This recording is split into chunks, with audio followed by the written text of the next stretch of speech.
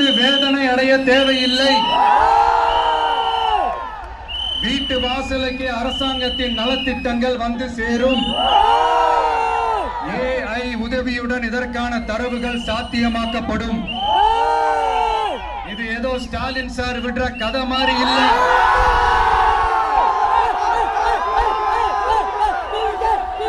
அறிவியல் பூர்வமா சாத்தியமான ஒண்ணுதான் இப்ப நான் சொல்லிட்டு இருக்கேன். அதை நம்ம டிவிக்கு ஆட்சி உருவாக்கி காட்டும். அதாவது இதுவரைக்கும் இந்த கவர்மெண்ட் சிஸ்டத்துல இப்ப நீங்க ஏதாவது ஒரு கவர்மெண்ட் ஆபீஸுக்கு போய் ஒரு வேலை செஞ்சு கொடுக்க போய் கேட்டீங்கன்னா, இவங்களை பாரு அவங்கள பாரு, இப்ப வா அப்புறம் வா, இந்த டாக்குமெண்ட் சரியில்லை அந்த டாக்குமெண்ட் சரியில்லை, அதை எடுத்துக்கிட்டு வா இதை எடுத்துக்கிட்டு வான்னு இழுத்தடிச்சுக்கிட்டே இருப்பாங்க. அப்படிப்பட்ட இழுத்தடிக்கிறதுக்கு காரணம் வந்து டாக்குமெண்ட்ஸ் இல்ல, டப்பு டப்பு லஞ்சம். இப்படிப்பட்ட ஒரு சிஸ்டம் வந்து அதுக்கு பேர் குட் கவர்னன்ஸ் இல்ல, ஹராஸ்மெண்ட்.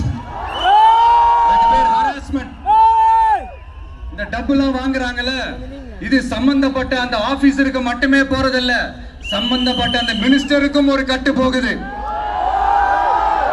அதனால முதல்ல இத க்ளோஸ் பண்ணணும், இத முறியடிக்கணும்.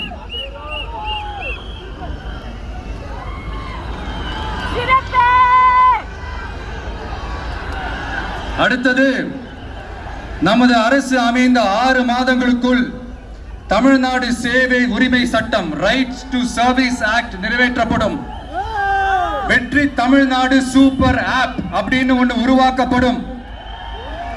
அதுல driving licence, ration card, birth certificate, scheme tracking, complaint filing வரை அனைத்தும் உங்கள் உள்ளங்கையிலேயே உங்கள் மொபைலிலேயே இருக்கும்.